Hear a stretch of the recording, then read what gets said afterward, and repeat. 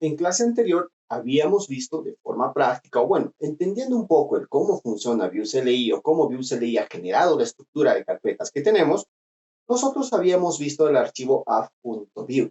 Es más, le habíamos llamado componente y habíamos dicho que tiene una estructura particular con el template, el script y algo más por ahí, ¿cierto? Sin embargo, ¿qué viene a ser un componente? Pues lógicamente, por el nombre nos hace dar a la idea que un componente es lo que se define, parte de algo o partes de algo que forman un todo, un componente, ¿cierto? Pues precisamente es eso. Sin embargo, es un componente o una parte de algo que formará el todo de nuestro proyecto o nuestro software. Digamos que es una pequeña parte de nuestro software. Y este componente vendría a ser, como nosotros habíamos visto en secciones anteriores, nada más que una instancia de Vue. Claro, con ciertas particularidades, pero sigue siendo una instancia de Vue. Es decir, para nosotros formar todo un proyecto con Vue, vamos a hacer una sumatoria de estos componentes, como vemos por acá.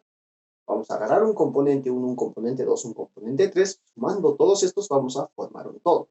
Pero un componente en Vue debe tener una característica particular, que tiene que ser fundamentalmente o principalmente, tiene que ser código reutilizable.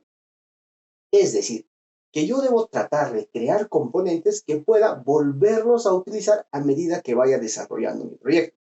No siempre vamos a conseguir esto, pero siempre tratemos de hacerlo de esa forma. Es más, si lograras hacer que todo tu proyecto esté hecho a base de componentes completamente reutilizables, pues perfecto, tienes un proyecto muy increíble. Es más, puedes hacer que ese proyecto se altere y vaya creciendo sin necesidad de que vaya creciendo el código. Y eso es lo fundamental, que si nosotros reutilizamos código, la cantidad de código que escribamos para hacer todo un proyecto siempre va a ser menor. Otra característica fundamental de los componentes es que dentro de estos componentes nosotros tendremos tres partes. La primera, como que la vimos, es template, la parte visual, la parte que vemos, como vemos por acá. Luego el script, donde va la lógica, el código. Habíamos visto algo parecido a ello, pues dentro de ese script va la lógica, el código y todo lo que hemos ido aprendiendo sobre, por ejemplo, en la sección de fundamentos de bien.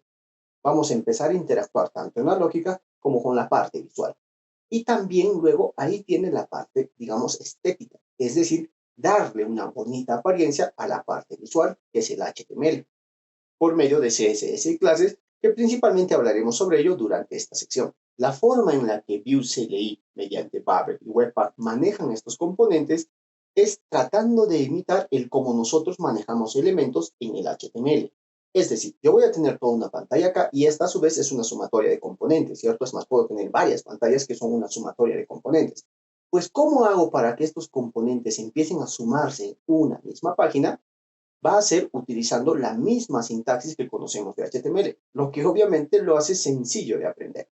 Es decir, si nosotros, por ejemplo, para poner un título ponemos el H1 de HTML, posiblemente para llamar un componente que hace la funcionalidad de un cart o que hace la funcionalidad de un buscador, llamemos a un componente search, posiblemente o con el nombre que le hemos puesto, pero lo llamamos similar a como lo hacemos con el HTML. Es más, le vamos a pasar atributos y todo ello similar al HTML. A este trabajo de dividir todo un proyecto en pequeños componentes y que todo un componente sea una instancia de Vue que conocemos, se le conoce como Single File Components. Es por esta razón que durante esta sección trabajaremos o aprenderemos a trabajar con Single File Components. Quiere decir, en otras palabras o en términos que hasta el momento entendemos, instancias en un solo archivo. Nosotros habíamos visto en la sección anterior, en la introductoria, que por ejemplo dentro del mismo archivo podíamos crear varias instancias, ¿cierto? Sin embargo, ahora, como una buena práctica, trataremos o trabajaremos obligatoriamente con componentes que cada componente es una simple instancia, un single file component. ¿Ok? Más que decir, ahora sí, vayamos de lleno a empezar a trabajar con los componentes.